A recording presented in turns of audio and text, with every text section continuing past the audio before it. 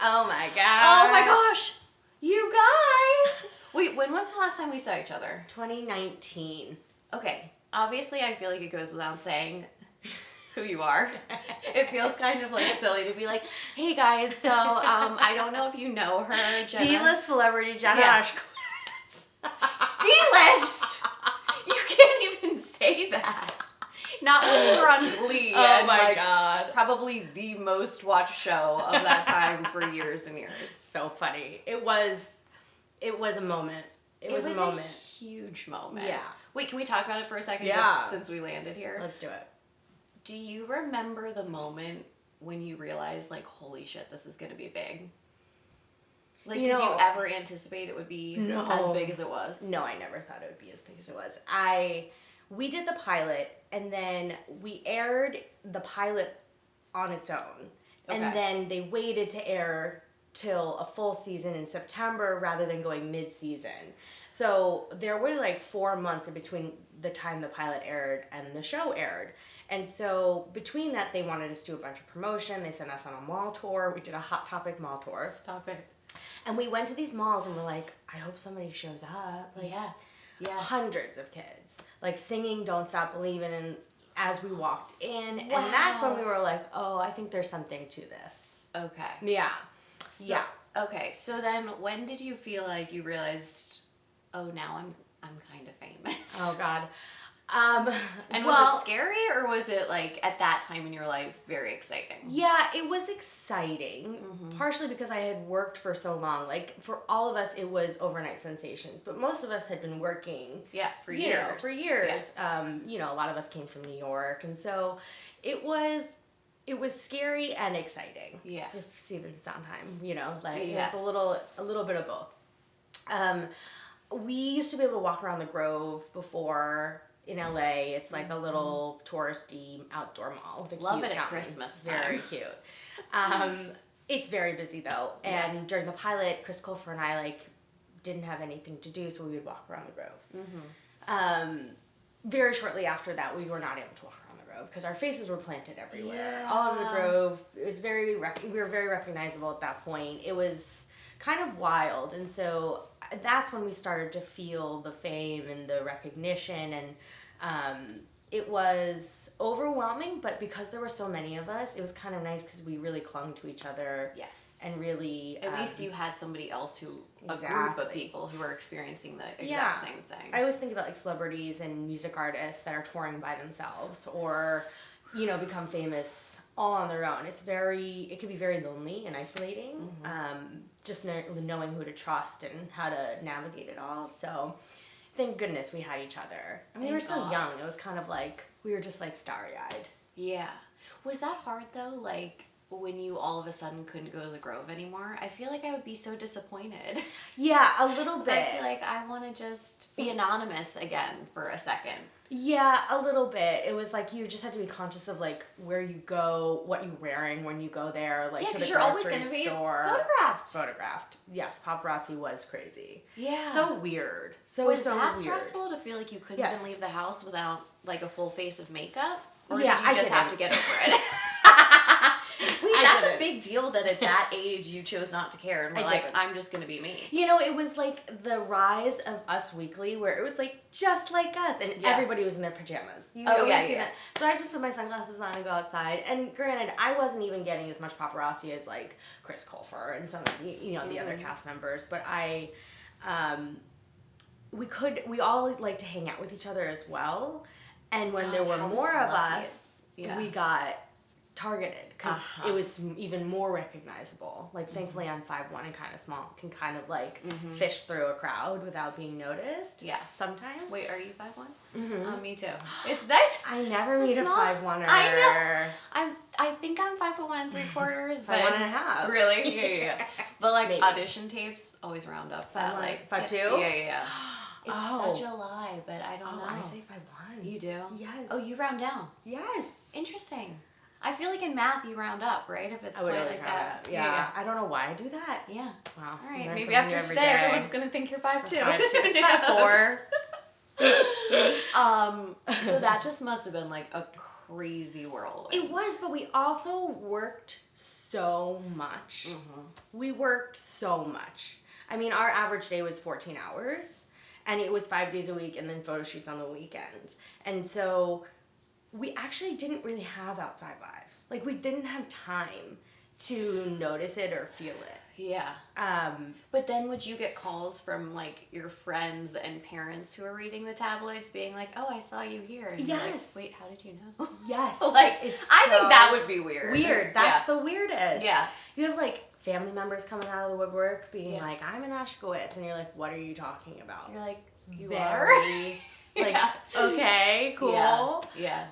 Yes, and people knew where you were. Like, I saw you on this show. I'm like, what was that? Yeah. Because sometimes you're just talking to journalists or, doing interviews. You don't know where they're going to land or what publication or what. I just didn't, there were too many in volume for us to really follow it. So sometimes it was just a little jarring for people to know more about my life than I did at the time. Yeah, it's wild. Yeah. Do you ever feel like people printed things that blatantly weren't true?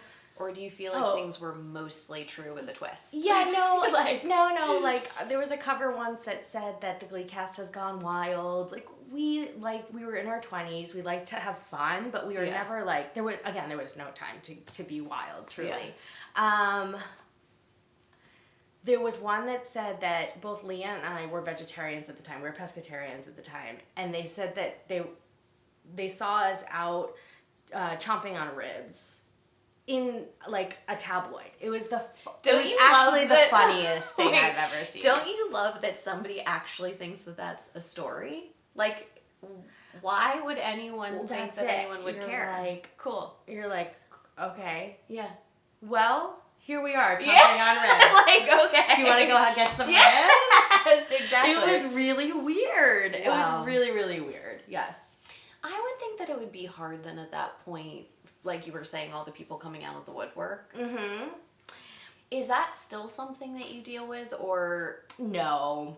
Or, like, do you feel like people are trying to use you to get Not something? Anymore. Okay. That's good, though, right? Yes, like, that must be a huge relief. Yeah, it's funny in Hollywood, I always feel like they build you up to then tear you down. Mm-hmm. They're waiting for the fall.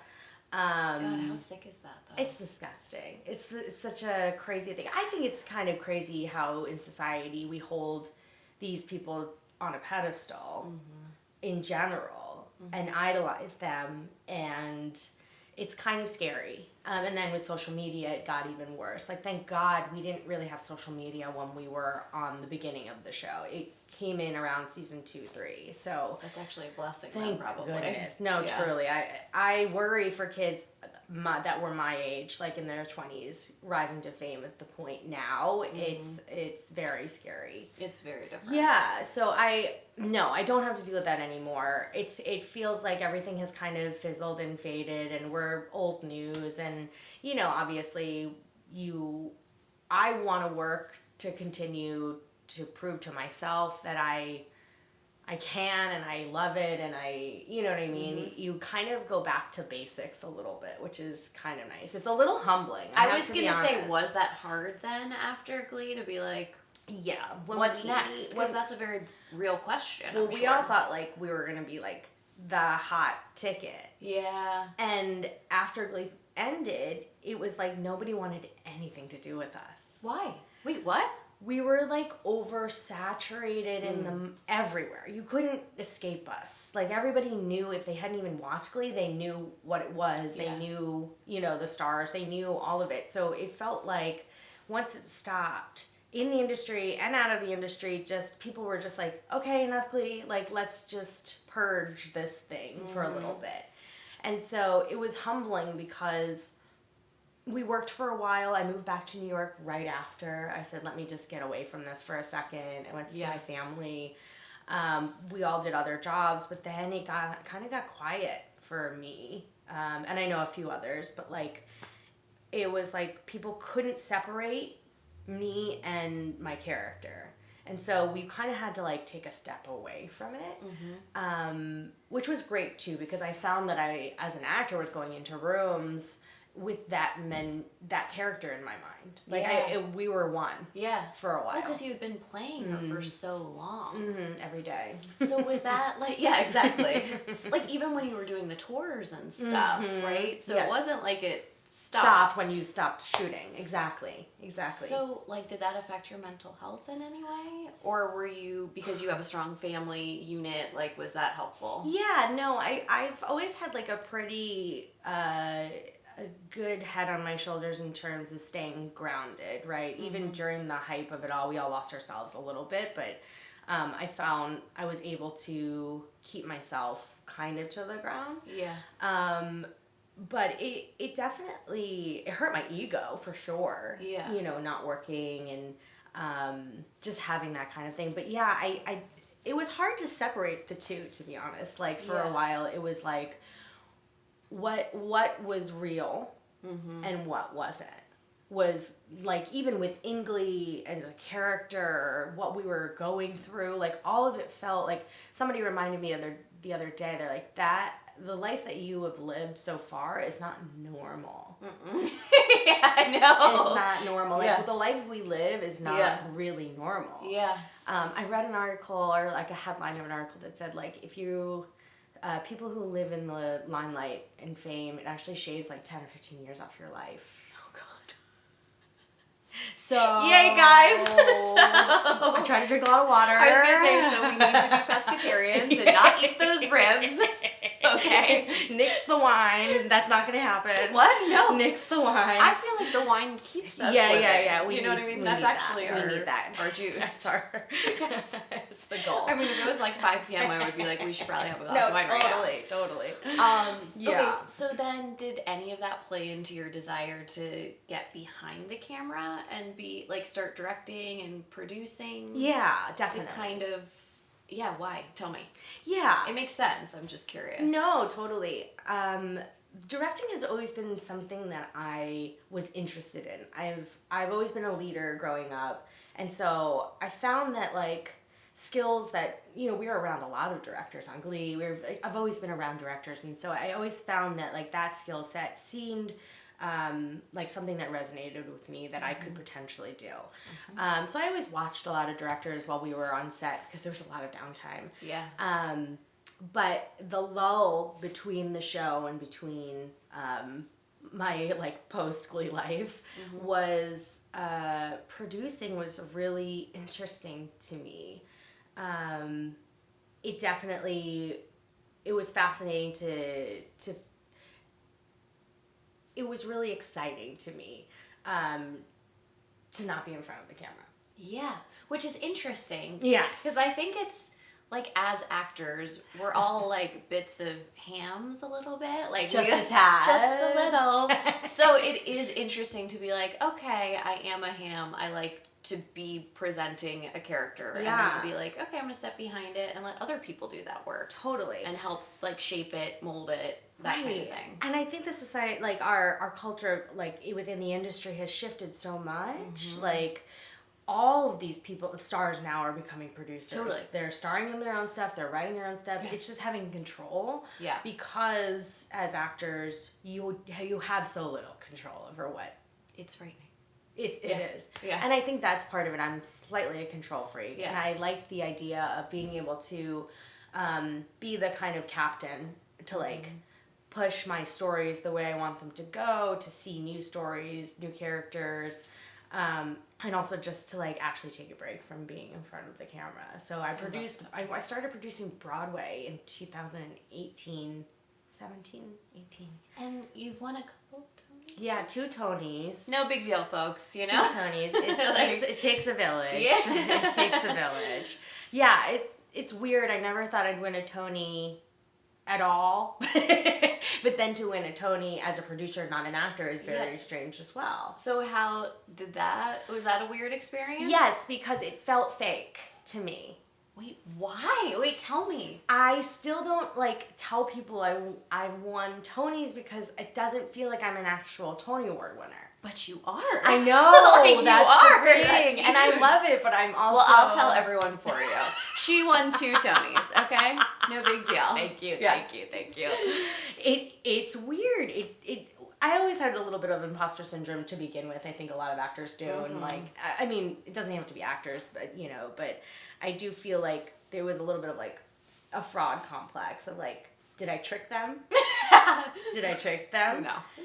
But I worked really hard, right? And producing is just, on Broadway, co-producing, there can be a bunch of co-producers. You're not really involved in the creative of it, which is different than being a producer on TV or films where you are really into the creative of it. Wait, tell me.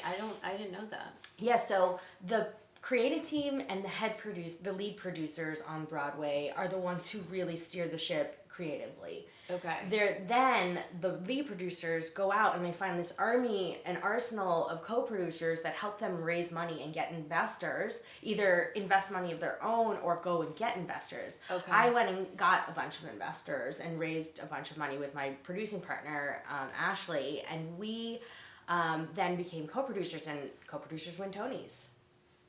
Wait, fascinating. Yes. Okay, so wait. So it's like the money side of things. Yeah. So weird. How do you ask people for money? Yeah. Like, is that awkward? It's weird. So I worked with a lot of nonprofits, like, back in the day. I was adopted, and so I kind of gotten in that way of, like, helping other adoption nonprofits. Okay. And then my best friend and I, we started our own nonprofit. It's not no more. Nonprofit is no joke. It is a full-time job. Yeah. And I like bow down to the people who are doing that work. Yes. But when we got into it, we did a gala, and we, you know, were actually trying to really get this off the ground. And so I had a little taste of what that is, asking people for money. It's very awkward. It's very weird, but there is a potential for return. Obviously, a nonprofit, you know, it's going to a good cause, it's going to services, it's going to all of that. But for Broadway, you really have to be like a patron of the arts to give money for that, because it's very, it's not always likely that you're going to make your money back. Yes. And there's only a few Hamiltons out there. Exactly. You know? Yeah. Yeah. Yeah. So how much money do people give? Is there like a certain amount? Anything from $25,000 to $200,000, $500,000. It depends, but 25 is feels generally like a unit essentially. Okay. So it's crazy, but if you believe in the project, I've always found if I really have to believe in the project in order to ask other people. Yes. It's like being an actor and being in a role. If you have to believe what you're saying, or nobody's gonna believe you. Yes. And so those are the projects I choose. So I'm not doing it all the time because I don't believe in every project. Totally. You know. And it sounds like it's a lot of work. Like, it is a lot of work. It's very stressful. I actually had this app. It's called Sleepy Town, where it builds a town overnight if you don't pick up your phone. So it keeps you from wanting to pick up your phone in the middle of the night. And while I was producing, when we were raising money, it's very stressful. I don't usually pick up my phone. No.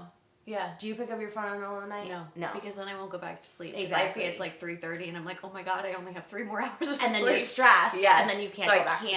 I can't look. That's what I'm saying. So Sleepy Town, I would put it on, and you build a town in a village, and they're like, you built a building last night. Wow! I love that.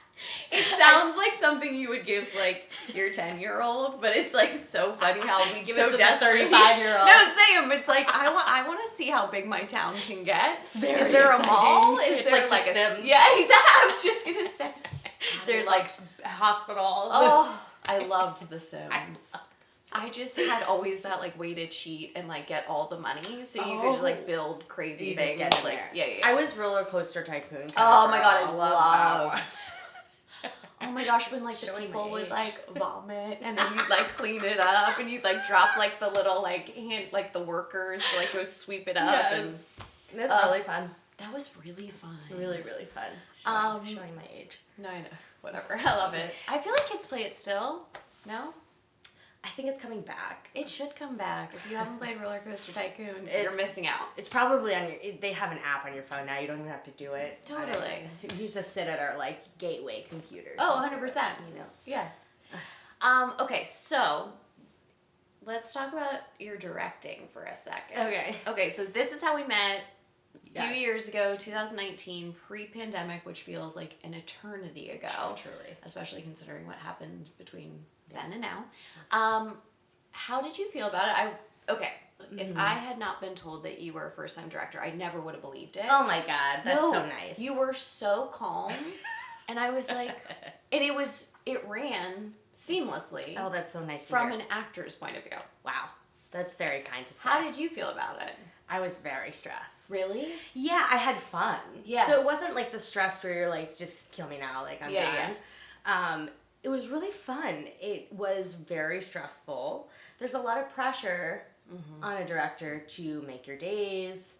There's money involved. There's people involved. There's, it's just it's a high pressure cooker situation. Not to mention it was a big cast, 2 days, one location, I'm so lots dumb. of angles. I'm so dumb. I'm so dumb. I was like, Penelope Lawson wrote it for me. I said, I want to direct something. She's like, I'll write it for you. Yeah. And I said, I've always been thinking about a dinner party. I think they're fascinating. I love films that are centered around dinner parties. I just think they're just, it's so dynamic. Yes. And I'm stupid. I'm thinking one location, one room, it'll be easy.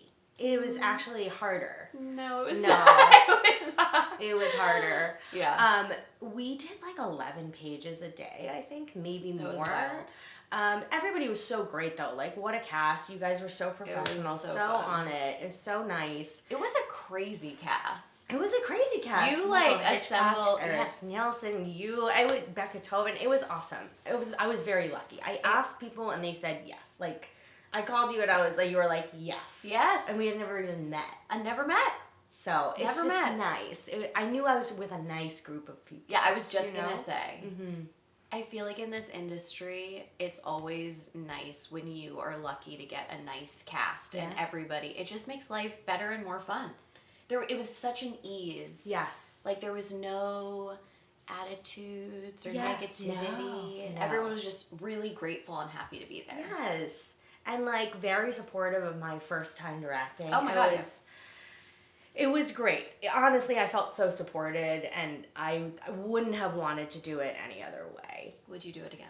Yeah, I think so. I think you should do it again. It's funny because I'm basically here to tell you, yes, you should do it again. Thank you. What's the next project? I know, and what are we working on? Yes.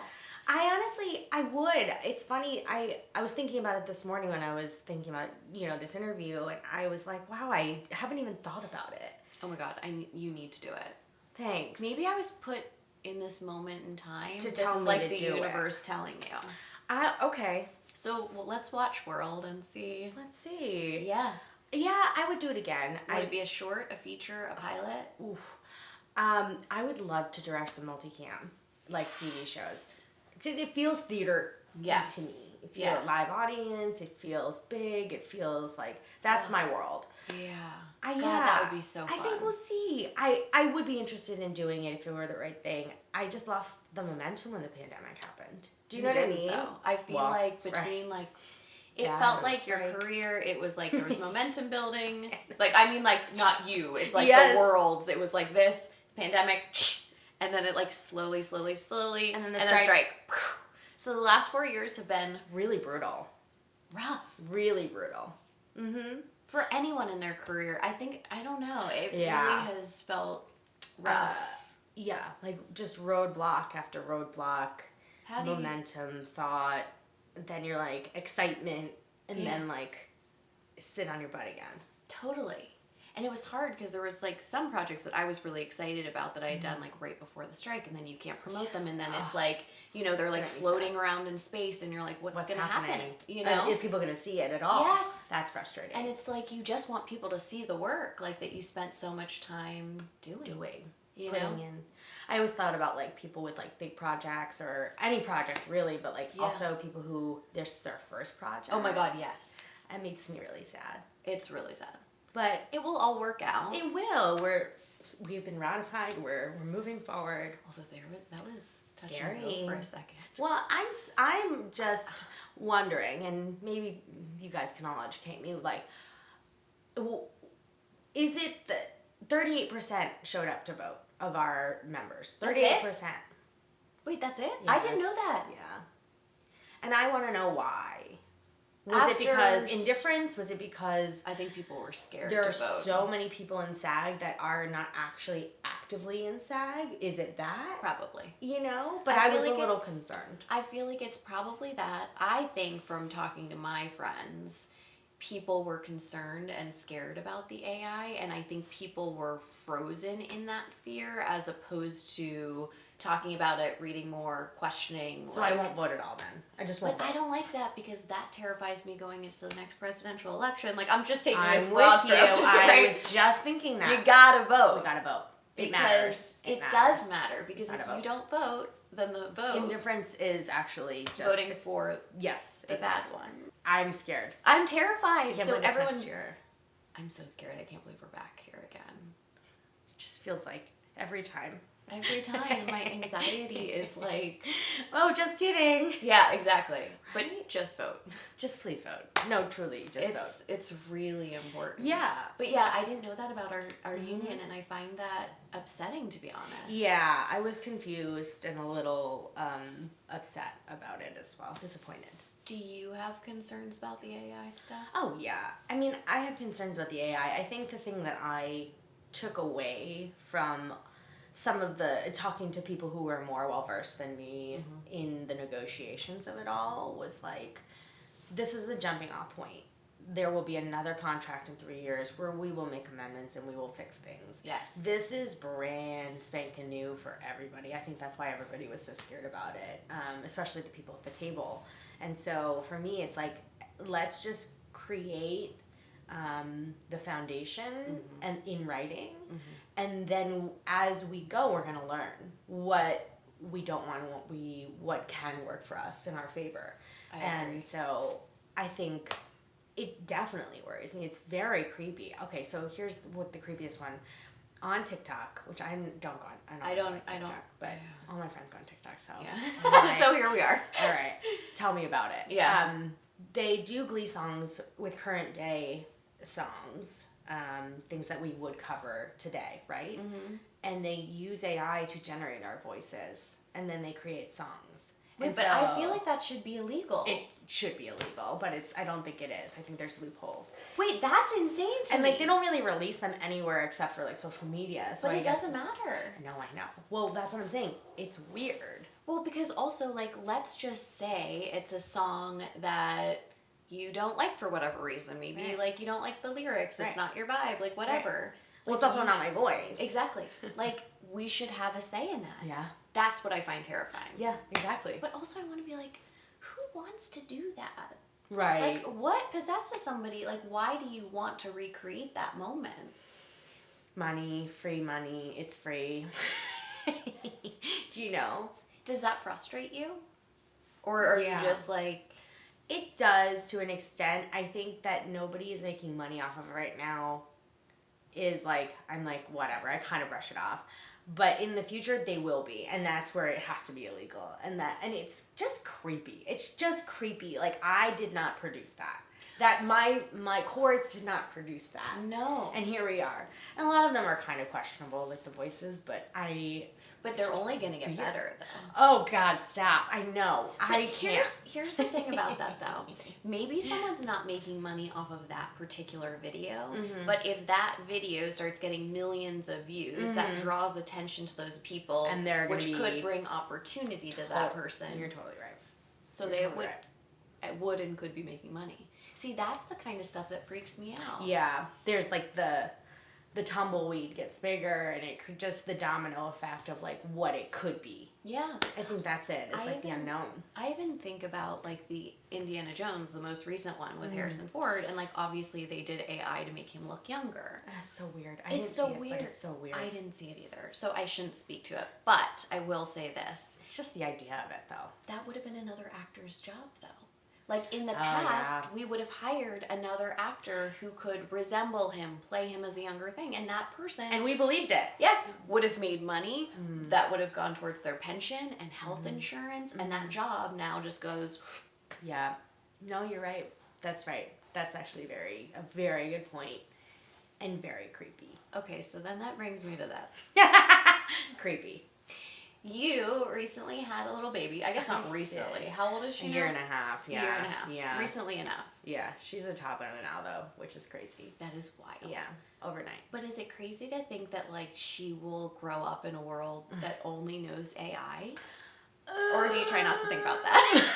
I'm just like, no, but isn't that crazy? Like, this first, like, this newest generation of little humans will never know a world not touched by AI. It kind of blows your mind, doesn't it? That's weird. I mean, we're like the last generation that like knew the world before the internet. Oh, 100%. Or like, I didn't have a cell phone until like... God, no. My daughter's not going to have a cell phone for a very long time. Yeah. Show me the facts of the benefits of having it, and then you can have it. Yes. Because there are none. But it could just be like, even when she gets older, it could be like, here's this phone just to call me if in an emergency. Oh, totally. But like, no savage. No Instagram, no TikTok. Media. Exactly. No social media. Exactly. Yeah, that is really strange. I mean, just the world in general in which we are choosing to give to our children is frightening. It's like, with like climate change. Yes. I'm thinking about getting an electric car, and I was like, well, it's only like a couple $100 that but I'm like, the footprint, what we leave behind, that's actually what matters more. 100%. We just have to do our best. We do have to do our best. And it's a lot. I also feel like, speaking just really briefly about the world today, like there's so much tension and so much... Very divided. Yeah, it's very divided. So I hope we could come together in a different way. I think with social media, it breeds that. It literally creates it. Yes, there's it so much vitriol. Oh, yeah. It's like, even when I read somebody's like very nice like post or whatever that seems to be like supporting just life and peace and people. The comments.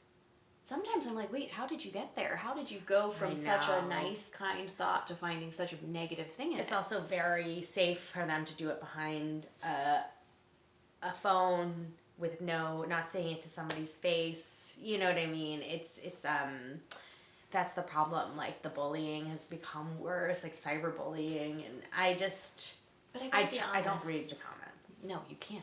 But I want to know, like, who are those people? Who are those people? Because I don't know anybody who would sit behind a computer and write such mean things. Truly. So I'm like, who are you? And who are you, and what happened?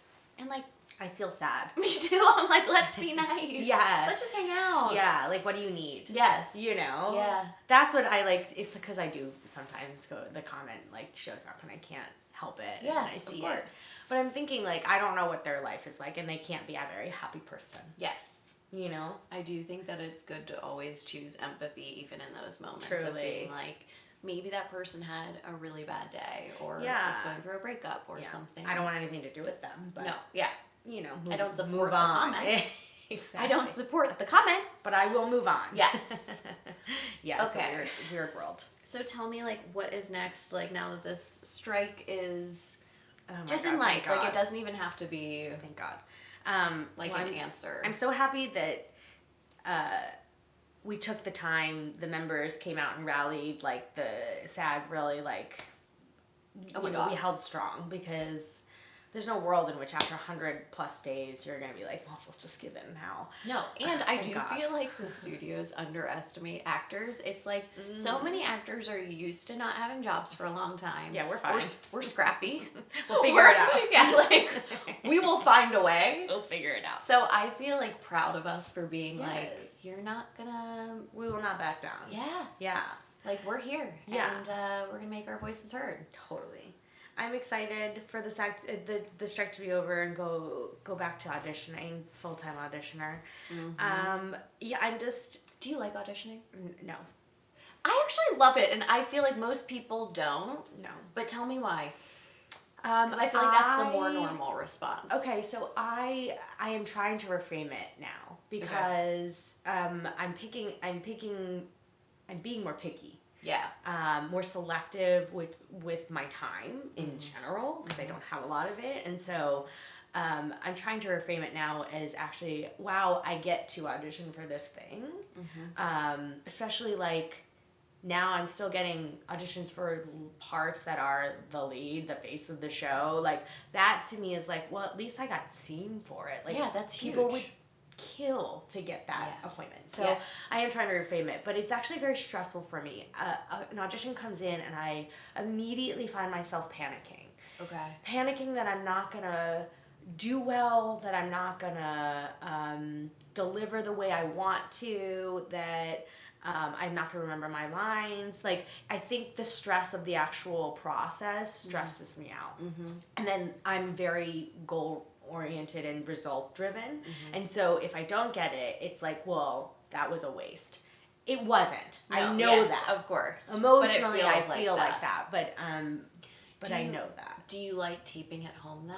I do too. Because I like having the control over it. Like, I do. I want to set the lighting. I want to do it as many times. Yeah, exactly. I can change my shirt. I was nervous in the room. Yes. Because that stressed me out about auditioning. Feeling like you were going into a casting office and obviously they don't have all day to like give you 50, 100, million takes. So it was like 1, 2, maybe done. 3. Yeah. And then I was like, and I always left feeling like, oh, I could have done it better. I know. Even like this much better would make me feel better, There is a side to it though that I feel like I have just a small leg up in the room because I can take direction really well.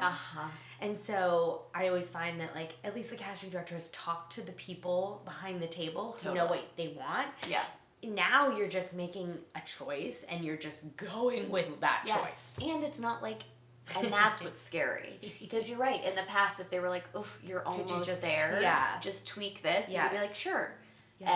And now you're like, all right, she was close, but like one shot Sally. Yeah, done. It's like over. And you're like, okay, cool. So there's perks to both, I think, to be honest. But I'm just being more selective with like my time and what I want to do and where I want to go, because now everything shoots all over the place too, which is like, what would you do? Like, you have to uproot my family. Yeah. We're kind of like a unit. We don't generally like to separate, and with her being so young, like I don't think I could be away from her for that long. No. Luckily, like I think about people who are kids or actors whose kids are in school and they're like very settled. Yeah, and that's even harder because like, what if there is a job you really want and you have to move? Like that's would also you guys all go together then if you got a job out of? Oh yeah, I think so. Yeah, I think we have to. Yeah, we're going, and my husband is able to do that to some extent. So I think we are lucky enough that we could do it. Yeah. So I'm not as stressed about that, but I'm a homebody. I like my routine. I like my coffee shop. I like my workout. Like, I am that person. So it's actually very hard for me to imagine. Like, some people love being whisked away, but like, mama's got to pay the bills. So, so you're like, I'll be whisked away, but like, where you want to go, Let's be real. We're available. Here we are. Cast us, please. No, please. No, but like really, today. Thanks so much. Oh my gosh. Oh, thank you for doing this. This was like so fun. I know, it flew. I can't believe I know. I can't believe we haven't seen each other in 4 years, and I feel like feels like a really long time. Like crazy. Too long. Oh my god, that was so fun. That was so fun.